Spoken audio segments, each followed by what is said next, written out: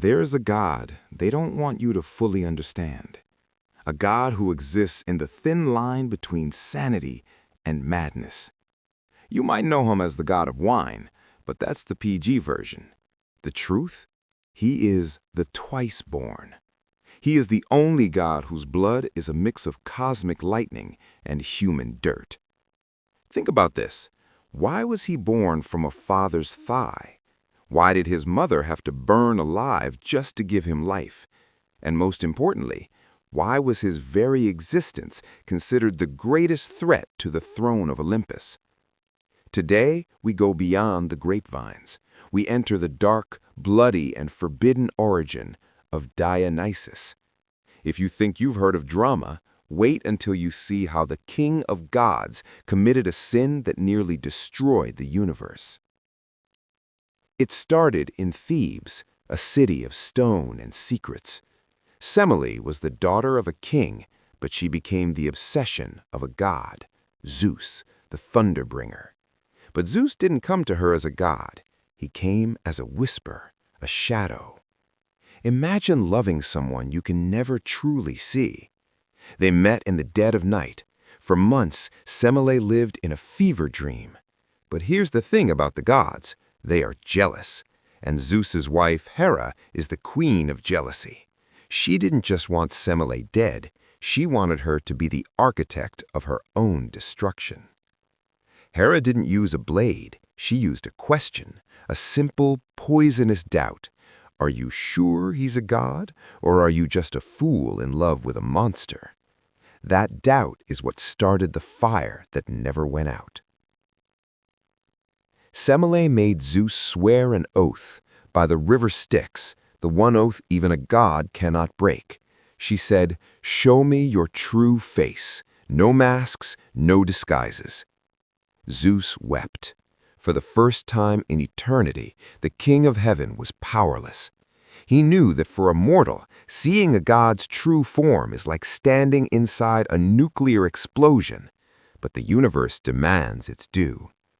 The sky cracked open. The palace of Thebes began to scream as the marble turned to liquid. Zeus revealed himself, not as a man, but as raw, unbridled energy, lightning that could shatter planets. In that moment, Semele didn't just die, she was erased.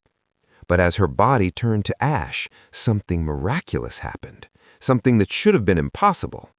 In the middle of the inferno, a tiny heart was still beating, a child of both worlds, too human for heaven, too divine for earth. This is where it gets weird.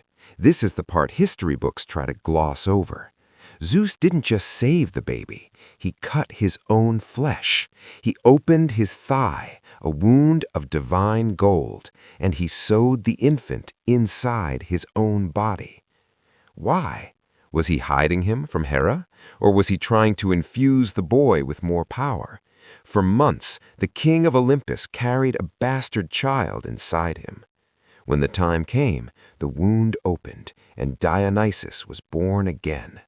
He was the first hybrid, a god born of fire, ash, and the thigh of a king. But his birth was just the beginning of the nightmare, because Hera was still watching, and she was about to make Dionysus pay for the sin of his father in a way that would turn the world into a madhouse. But what happens to a child who is hunted by the Queen of Heaven before he can even walk? How do you hide a god whose very presence makes people lose their minds? Next, we follow the fugitive god into the mountains of Nysa, where he discovers a fruit that will change human history forever, and a madness that will stain the soul of Greece. The party's just getting started, and it's going to get very, very dark. Dionysus was born into a world that wanted him dead. He wasn't even a day old when Hera, the Queen of Heaven, sent her shadows to find him. Imagine being a child of the King of Gods, but living like a stray dog. Zeus knew that if the boy stayed on Olympus, he'd be a memory by sunset. So he called Hermes, the messenger, the thief, the god of secrets. His mission? Take the twice-born to the edge of the world, hide him where even the stars can't see him. They found a sanctuary in Mount Nysa, a place that doesn't exist on any map. A lush vertical jungle where waterfalls flow upward and the air smells like magic. But here's the twist. How do you hide a god? Zeus ordered the nymphs to raise him, but with a bizarre catch. To keep Hera off the scent, Dionysus spent his childhood disguised as a girl. Think about that. The future god of masculinity and wine, growing up in silk dresses and braided hair, hiding in the shadows of caves. This was his first taste of duality, the blurred line between what we are and what we pretend to be. But Nysa wasn't just a hiding place, it was a school of the senses. And his teacher? Silenus, a man who was never sober, yet knew more about the universe than the wisest philosopher. Silenus didn't teach him how to fight with a sword. He taught him to listen to the earth. It was here that Dionysus found it, the wild grape. He watched as the fruit fermented, rotting into something powerful, something divine. He was the first to crush the grapes, the first to drink the blood of the vine. In that first sip, Dionysus discovered his true power, the ability to set the human mind free, or to shatter it completely. But Hera isn't a goddess you can hide from forever. She finally looked past the disguises. She didn't kill him, that was too simple. Instead, she struck his mind. She infected him with the divine madness. Dionysus, the prince of Nysa, became a raving lunatic. He fled into the wilderness, screaming at the moon, followed by a pack of wild women and half-man, half-goat creatures. This wasn't a party anymore. It was a nightmare on wheels. He was a god, but he was a homeless, broken refugee. From the caves of Nysa to the burning sands of the east, a mad god was on the loose, and he wasn't alone. He was building an army of the outcasts, the forgotten, and the insane. Next, we follow Dionysus as he leads his drunken legion into the heart of India, starting a war that would change the map of the world forever. He isn't just a god of wine anymore. He's a god of war, and he's coming for everything. Dionysus was no longer just a fugitive. The madness Hera planted in his mind had fermented into something sharp, something dangerous. He didn't want a kingdom, he wanted an awakening. He stood at the borders of the East, looking at the golden empires of India, and he didn't bring an army of soldiers, he brought an army of the broken. Satyrs with goat legs, Maenads with blood-stained eyes, and Silenus, the drunken sage. This wasn't an invasion, it was a cosmic riot. The twice-born was ready to prove that the vine is mightier than the sword. Imagine the terror of the local kings. They expected spears and shields. Instead, they saw thousands of women dancing in a trance, brandishing thyrsus staves wrapped in ivy. They heard the deafening roar of drums and the screeching of leopards. Dionysus rode at the front, his purple eyes glowing like dying stars. He didn't ask for surrender, he offered ecstasy. But for those who refused his wine, he offered a nightmare. He turned the very rivers into wine, intoxicating the enemy's water supply. Before a single arrow was fired, the opposing army was already losing their minds. This was the most bizarre war in human history. The Indian kings brought their massive elephants, moving like gray mountains. Dionysus just smiled. With a snap of his fingers, he turned the elephants' rage against their own masters. Ivy vines sprouted from the dry earth in seconds, tangling the feet of the cavalry. The Maenads, fueled by divine wine, possessed the strength of 10 men. They tore through iron armor with their bare hands. It was a beautiful, terrifying carnage. The scent of jasmine and grapes mixed with the smell of iron and blood. Dionysus was teaching the world a lesson. Reason is a cage, and he was the one who held the key. After 7 years of chaos, the East fell, not because they were conquered, but because they were transformed. Dionysus didn't burn their cities. He taught them how to plant vineyards. He gave them music. He gave them the theater. He became the bridge between the West and the East.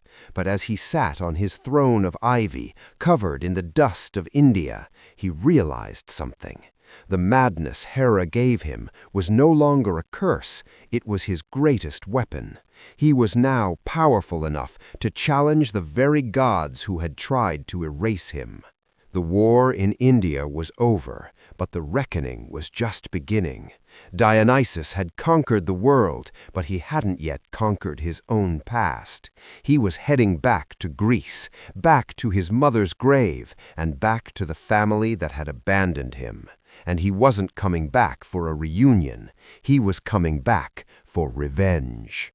The king is coming home, and he's bringing the madness with him. The Lonely Wanderer.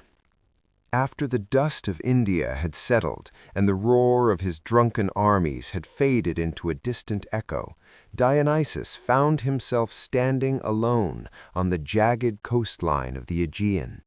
He was a god who had conquered empires, yet he walked the earth in the guise of a beautiful, defenseless mortal. He wore a robe of Tyrian purple, a color so deep it looked like clotted blood under the setting sun. His hair, a wild mane of dark curls, was held back by a simple headband, and his eyes carried the weight of 1,000 lifetimes.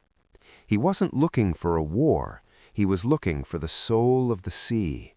He stood there, the salt spray misting his face, waiting for a sign. But the sign that arrived wasn't from the gods, it was from the greed of men. The predators of the deep. Far out on the horizon, a black-sailed galley cut through the waves. These were the Tyrrhenian pirates, the most feared scavengers of the Mediterranean. From their deck, they saw a solitary figure on the shore.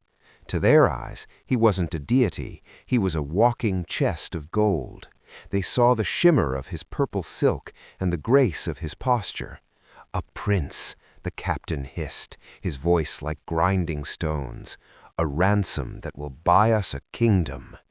They rowed with a predatory hunger, their oars slicing the water in perfect, lethal rhythm. As they reached the shore, they surrounded the young man. Dionysus didn't fight. He didn't scream. He looked at them with a terrifying calmness, a silence that should have warned them, but their greed had made them deaf to the whispers of fate. The bondage of the divine. They dragged him onto the ship, tossing him roughly against the wooden mast. The crew cheered, their breath smelling of stale ale and rotten meat. They brought out heavy iron chains, thick and rusted, intending to bind him so tightly he couldn't even breathe. But a strange thing happened. Every time they tightened the shackles, the iron simply slid off his wrists like water. The chains refused to touch him. The crew froze, a cold shiver running through the ship. The helmsman, a man named Acoetes, felt the air change. He saw the purple in the youth's eyes begin to glow. "Stop!" Acoetes cried out, his voice trembling. "This is no mortal. We are kidnapping a god. Release him, or the sea will devour us all."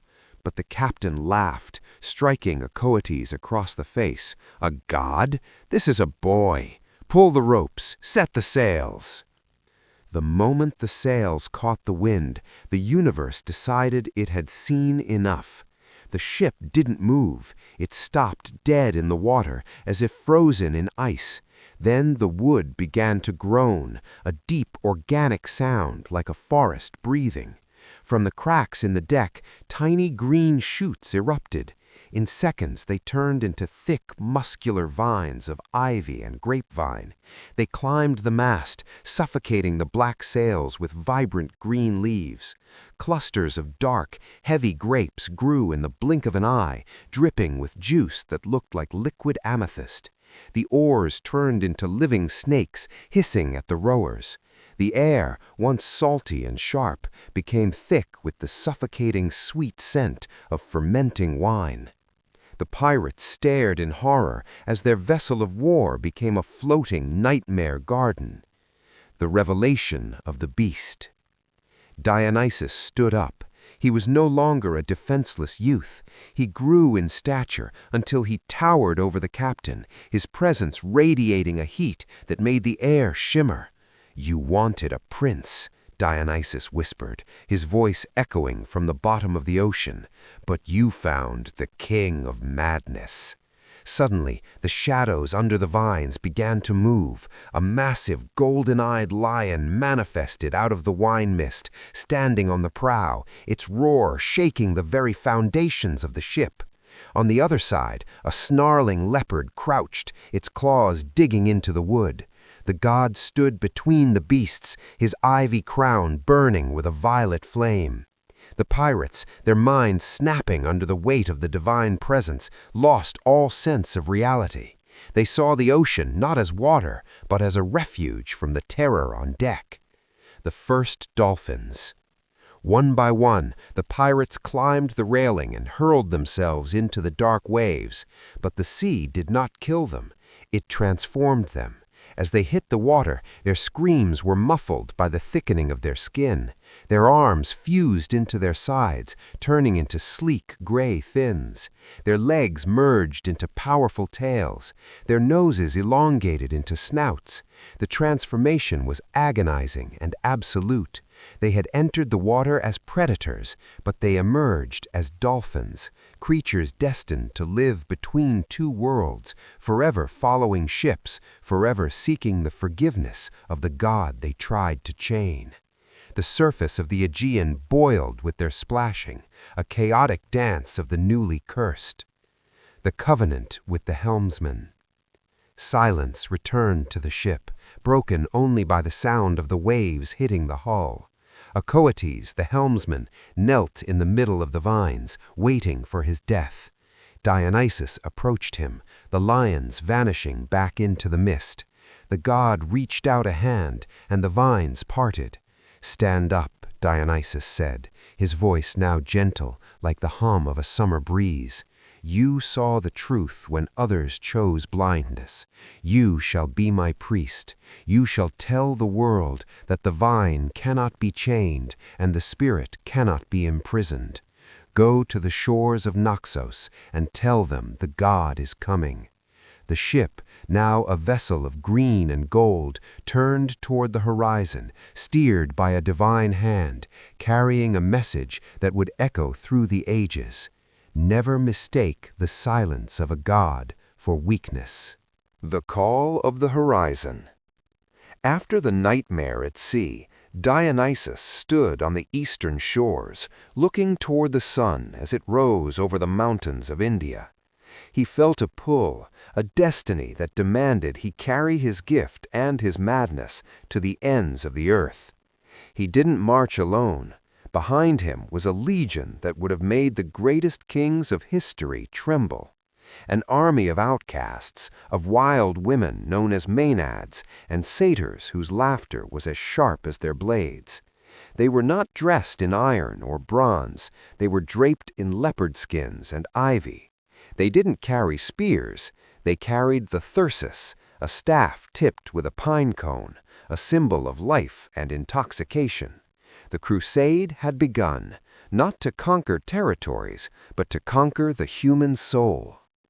The first encounter. As they entered the lush, golden valleys of the east, the local kings gathered their forces.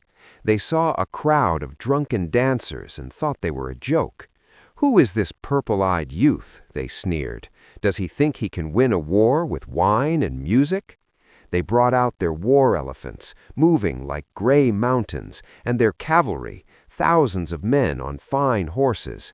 But Dionysus didn't command a charge. He simply began to play his flute. The melody was haunting, a frequency that bypassed the ears and went straight to the mind. The horses began to dance, refusing to obey their riders. The soldiers felt a sudden, inexplicable joy, a warmth in their veins that turned their hatred into confusion. The battlefield was becoming a carnival, and the kings were losing control before the first drop of blood was spilled. The miracle of the vines.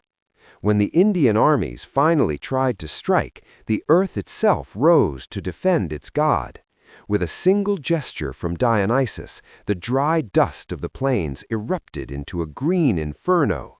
Giant grapevines grew with impossible speed, coiling around the legs of the elephants and pulling them to the ground.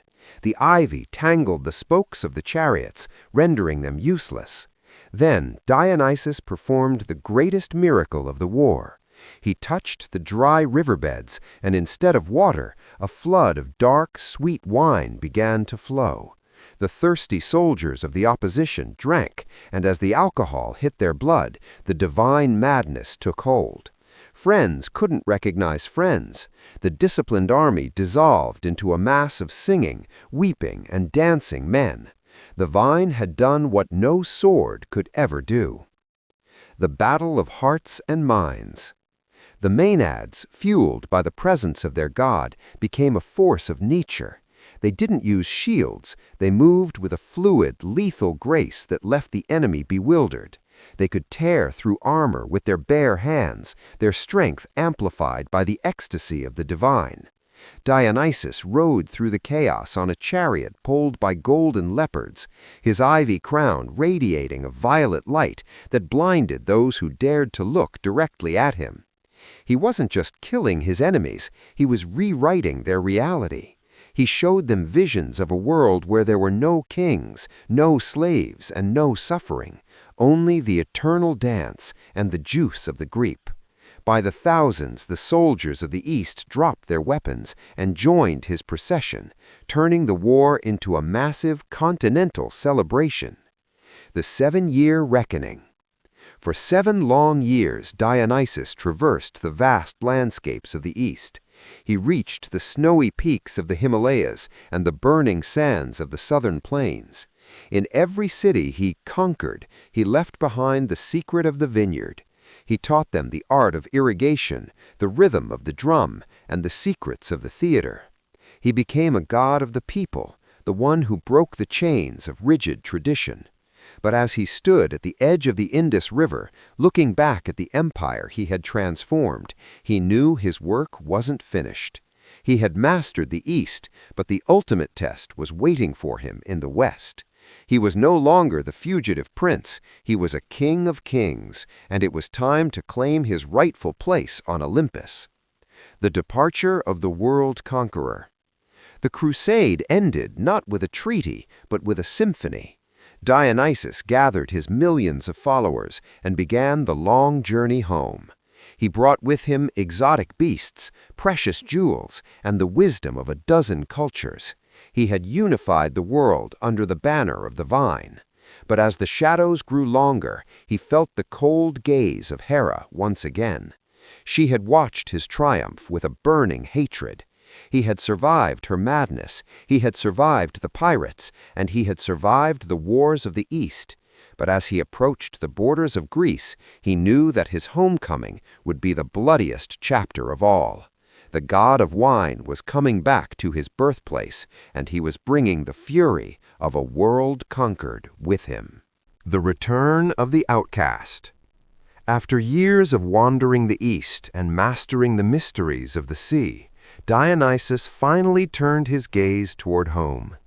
But he didn't return to Thebes as a prince seeking his inheritance. He returned as a god demanding his due. He stood on the hills overlooking the city, the very place where his mother, Semele, had been turned to ash.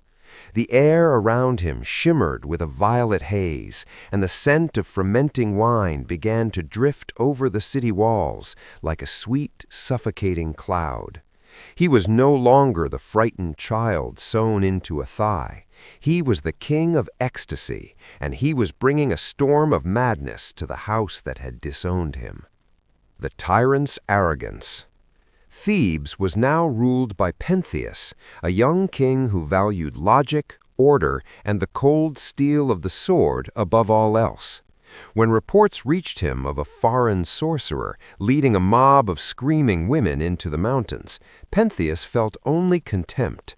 He saw the followers of Dionysus as a threat to his authority, a virus of chaos in his perfect city. "Bring me this long-haired fraud," Pentheus barked at his guards. "I will show him that a king's law is stronger than a drunkard's magic." Pentheus was a man of reason, but he was blind to the fact that you cannot fight a god with handcuffs and jail cells. He was stepping into a trap that had been set before he was even born. The prisoner's smile. Dionysus allowed himself to be captured. He stood before Pentheus in the royal palace, his hands bound, but his eyes were filled with a terrifying, calm amusement. Pentheus mocked him, threatened him with execution, and cut off a lock of his sacred hair. Through it all, the god only smiled. "You have ears, Pentheus, but you do not hear," Dionysus whispered, his voice echoing through the stone halls. "You have eyes, but you do not see the god standing before you."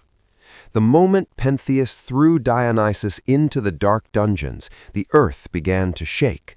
The palace walls cracked, and the chains fell from the god's wrists like autumn leaves.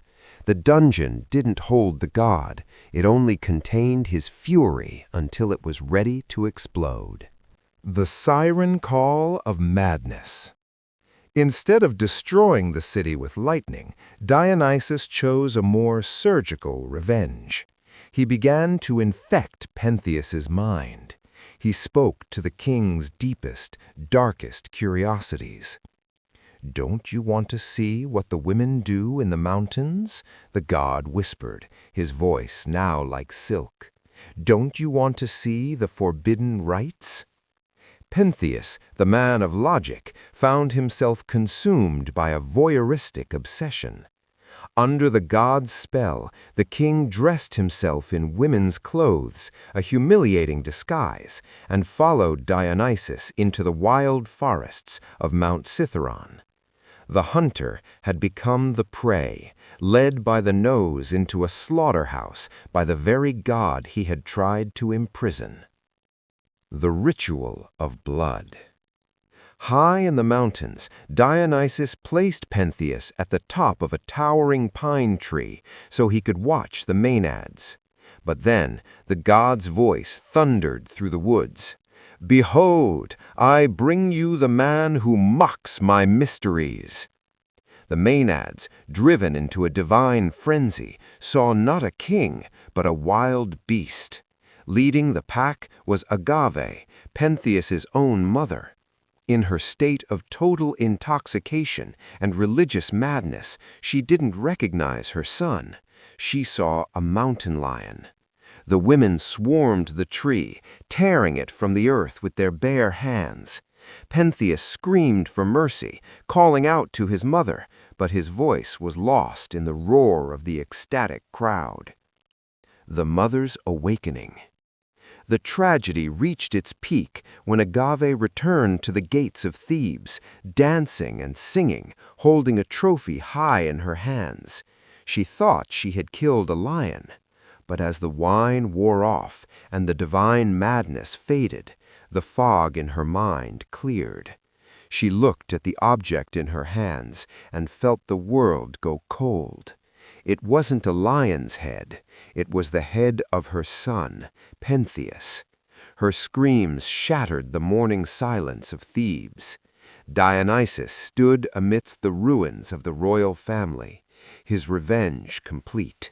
He had shown the world that logic is a fragile mask, and when a god is denied, the cost is paid in the blood of the innocent. The hollow victory. After the blood of Pentheus had dried and the city of Thebes fell into a haunted silence, Dionysus felt a void that no amount of wine or worship could fill. He was a god, a conqueror, and a king, but he was still an orphan. Every time he looked at the charred ruins of his mother's palace, he remembered the lightning that stole her away before he could ever know her touch. He realized that his journey would never be complete as long as Semele remained a shadow in the cold, gray halls of the underworld. To be truly whole, the god of life had to walk into the belly of death itself. The gateway to Hades. Dionysus traveled to the Alcinian lake, a bottomless pool that locals whispered was a direct portal to the realm of Hades. He didn't bring his army of maenads or his panthers. This was a journey of a son, not a conqueror. As he plunged into the freezing, dark waters, the vibrant world of the living faded away. The air grew thin and smelled of wet earth and ancient dust. He walked through the fields of asphodel, where the mindless ghosts of the dead drifted like smoke. They reached out to him, sensing the warmth of his divine blood, but Dionysus pushed forward, his purple eyes cutting through the eternal gloom like twin beacons of fire. The bargain with the Iron King. Finally, he stood before the obsidian throne of Hades and his queen Persephone. The king of the dead looked at the god of revelry with a cold, piercing gaze.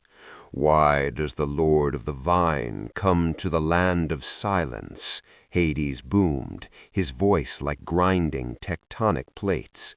Dionysus didn't flinch. He offered a gift, a rare celestial vine that could grow even in the darkness of the underworld. But Hades demanded more than a plant. He demanded a trade. Dionysus had to prove that his love for a mother he never knew was stronger than his own divinity. He endured trials of spirit that would have shattered any other god, facing the reflected agony of every soul he had ever led into madness. The resurrection of the ashes. Moved by his persistence, Persephone whispered into her husband's ear. Hades finally gestured toward a flickering pale shadow in the corner of the hall. It was Semele.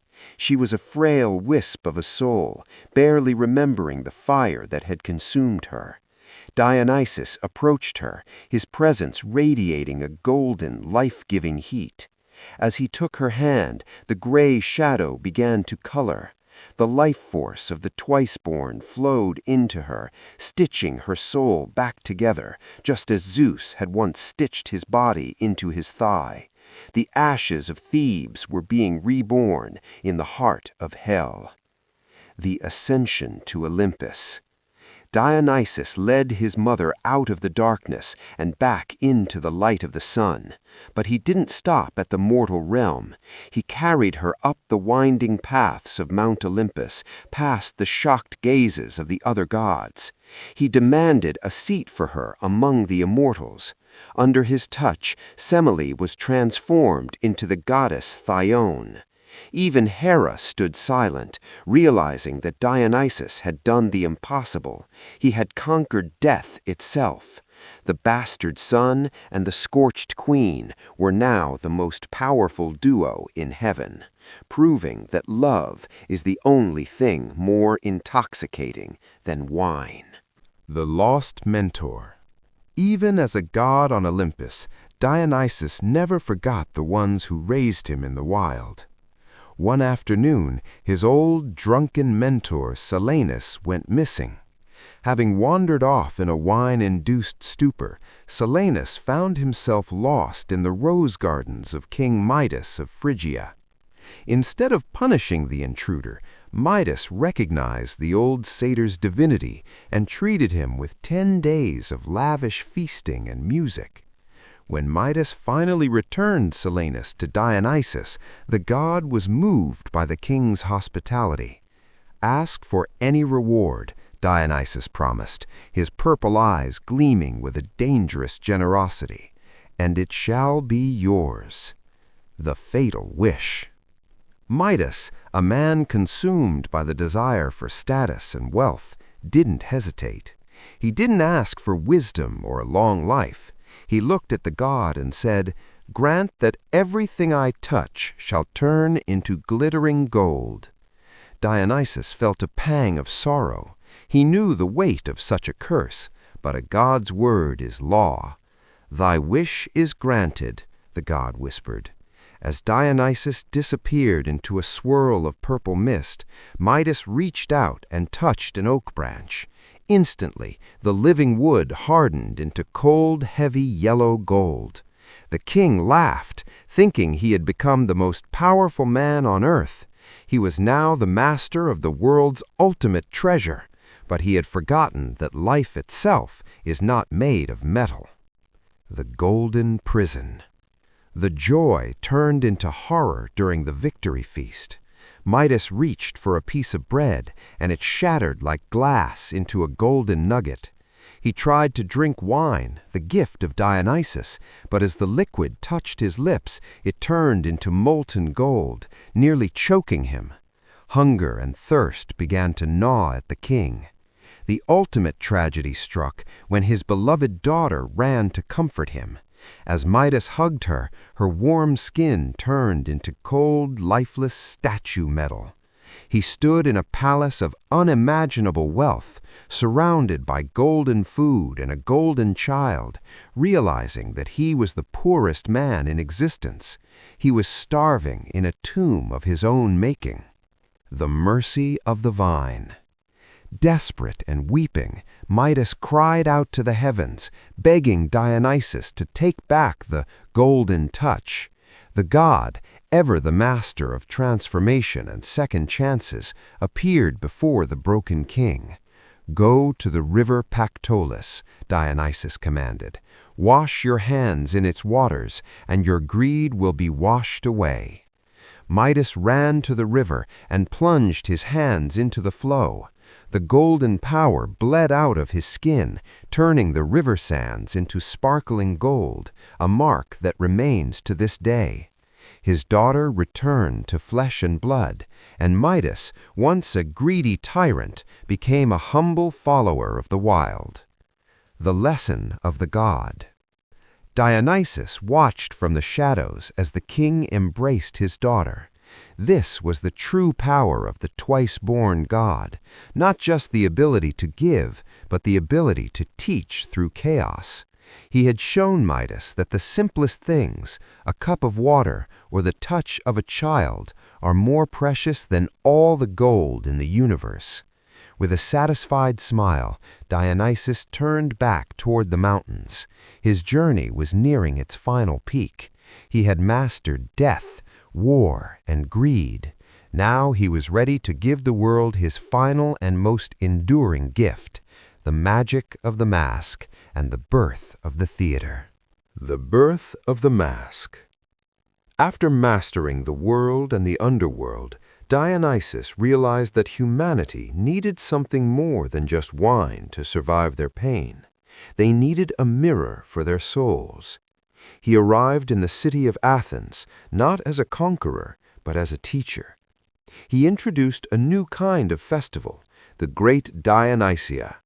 He took a simple wooden mask and placed it over a man's face. In that moment, the man was no longer himself. He was a king, a beggar, a god, or a ghost. This was the birth of the mask, the tool that allowed humans to step out of their own lives and feel the emotions of others. Dionysus showed them that by acting out their tragedies, they could finally heal from them. The duality of the stage. Under the guidance of Dionysus, the first theaters were built. Massive stone crescents carved into the hillsides, designed to catch the whispers of the actors and carry them to the gods. He divided the stage into two worlds, tragedy and comedy. One side represented the crushing weight of fate and the tears of the fallen, while the other represented the chaotic joy of life and the laughter of the satyrs. Dionysus stood in the center of the amphitheater, his purple eyes watching as the audience wept and laughed together. He taught them that life is a grand performance, and the god of wine is the ultimate director, pulling the strings of ecstasy and despair. The chorus of the wild. But the theater of Dionysus wasn't just about actors, it was about the chorus, a group of singers and dancers who represented the voice of the people and the voice of nature. They wore goat skins in honor of the satyrs who had raised the god in the caves of Nysa. Their songs, known as dithyrambs, were wild, rhythmic, and intoxicating. As they danced in circles, the boundaries between the audience and the performers dissolved. The entire city became part of a divine ritual. Dionysus had turned the suffering of life into a symphony of movement, proving that even madness can be beautiful if it is choreographed. The third dimension. Through the theater, Dionysus became the god of transformation. He showed that a person could be many things at once, a sinner and a saint, a man and a woman, a mortal and a divine being. He broke the rigid walls of reality, creating a space where the impossible could happen. As the actors put on their masks and the incense of the festival filled the air, the god himself would often hide in the audience, watching his own stories unfold. He had given humanity the ultimate gift, the power of storytelling, a way to live 1,000 lives before they ever had to face the cold silence of Hades again. The final legacy. As the festival ended and the torches were dimmed, Dionysus stood on the empty stage, a single mask in his hand. He had completed his work on earth. From the lightning-struck womb to the conquest of the East, from the depths of hell to the heights of the theater, he had redefined what it meant to be a god. He wasn't just a god of wine, he was the god of the human experience. With a final mischievous smile, he placed the mask on the altar and began his final ascent. The world was now his stage, and the play would continue forever. The return of the conquering god. The journey that began in a flash of lightning and a scorched womb had finally reached its ultimate destination. Dionysus had walked every corner of the earth, from the deepest caves of Greece to the golden empires of India, and even the sunless halls of Hades. He had taught humanity how to laugh, how to weep, and how to lose themselves in the divine rhythm of life. Now the mortal world could no longer hold him. The twice-born was ready to become the eternal. He stood at the foot of Mount Olympus, not as a beggar or a fugitive, but as the most beloved and feared god of the age. The challenge at the gates. As Dionysus ascended the crystalline slopes of the sacred mountain, the gates of Olympus stood barred. The older gods, led by the stern gaze of Hera, looked down with suspicion. To them he was still the bastard son, a god of wine and madness who didn't belong among the orderly ranks of the immortals. But Dionysus didn't fight back with weapons. He simply raised his thyrsus, and the heavy golden gates began to bloom. Ivy and grapevines entwined the celestial metal, forcing them open with the unstoppable power of nature. He walked into the hall of Zeus, his purple eyes radiating a peace that even Hera couldn't break. The recognition of Zeus. Zeus, the king of gods, rose from his throne. He looked at the son he had once sown into his own flesh, now a man who had conquered death itself. In a voice that shook the foundations of heaven, Zeus declared that Dionysus was no longer a half-god. He was the 13th Olympian. To make room for him, Hestia, the goddess of the hearth, willingly gave up her seat, recognizing that the world needed the fire of Dionysus's spirit. The god of wine sat upon a throne of ivory and vine, finally home, finally recognized, and finally whole. The eternal dance. But even as a dweller of Olympus, Dionysus remained the god of the people. He became the bridge between the divine and the mortal. He ensured that as long as there was music, as long as there was wine, and as long as there was a mask on a stage, his presence would be felt on earth. He took the crown of his mother and placed it in the stars, creating the constellation Corona Borealis, a permanent reminder that even the most tragic lives can find immortality. The madness he once carried became a source of inspiration, and his wine became the blood of civilization. The master of the universe. The play was finished, yet it would never end. Dionysus, the god of transformation, looked down from his high throne. He saw the theaters he had built, the vineyards he had planted, and the hearts he had set free. He smiled, the same mischievous, knowing smile that he had carried since his birth. He had proven that life is not a straight line, but a circle of death and rebirth. The twice-born had become the eternal. And as the stars began to dance to the sound of his invisible flute, the universe realized that the party was just beginning. The reflection of the journey. We have walked through the lightning and the wine. We have seen a child born from a god's thigh and a man who conquered the farthest reaches of the world. But as Dionysus sits upon his ivory throne on Mount Olympus, we must ask ourselves, what does his story truly mean? It is not just a tale of magic and monsters, it is the story of the outsider. Dionysus represents the part of us that doesn't fit in, the refugee, the misunderstood artist, the one who is told they were a mistake.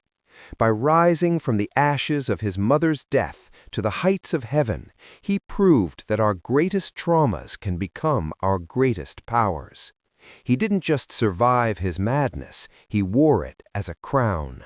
The god who lives within. While the other gods of Olympus stayed in their golden palaces, distant and cold, Dionysus remained with us. He is the god who lives in the pulse of the music and the heat of the dance. He is the spirit of the theater, reminding us that we all wear masks to survive the world. Every time a poet picks up a pen or an actor steps onto a stage, they are invoking the spirit of the twice-born. He taught humanity that life is not meant to be merely endured, but to be celebrated with a wild, uncontrollable passion. He showed us that to be truly alive, one must be willing to lose themselves in the rhythm of the universe. The duality of the vine. But let us not forget the warning he left behind. The vine is a double-edged sword. It can bring the joy of a festival or the madness of the Maenads. It can offer liberation, or it can lead to a golden prison like that of King Midas. Dionysus is the god of boundaries, the boundary between man and animal, between life and death, and between sanity and chaos. He reminds us that there is a beast within every human heart, and if we do not give it a place to dance through art and celebration, it will eventually tear us apart. To honor Dionysus is to accept our own darkness and turn it into light. The eternal symbol. Today, the ancient temples of Thebes are in ruins, and the altars of Athens are silent. But Dionysus has never truly left. His legacy is written in the very fabric of our civilization. From the vineyards of France to the stages of Broadway, his influence is immortal. He is the god of the second chance, the one who reminds us that no matter how many times we are broken or burned by lightning, we can always be born again. He is the laughter in the dark and the spark of creativity that keeps the world from becoming a cold, logical machine. The final toast. As the purple sun sets on this epic journey, imagine Dionysus standing on the edge of the cosmos, holding a golden chalice filled with the stars themselves. He looks down at us, the children of his legacy, and raises his glass. The play is over, but the dance continues. The madness has passed, but the ecstasy remains. Remember the name of the twice-born, the king of the mask, and the god of the vine. For as long as there is life, there is wine, and as long as there is wine, Dionysus lives forever.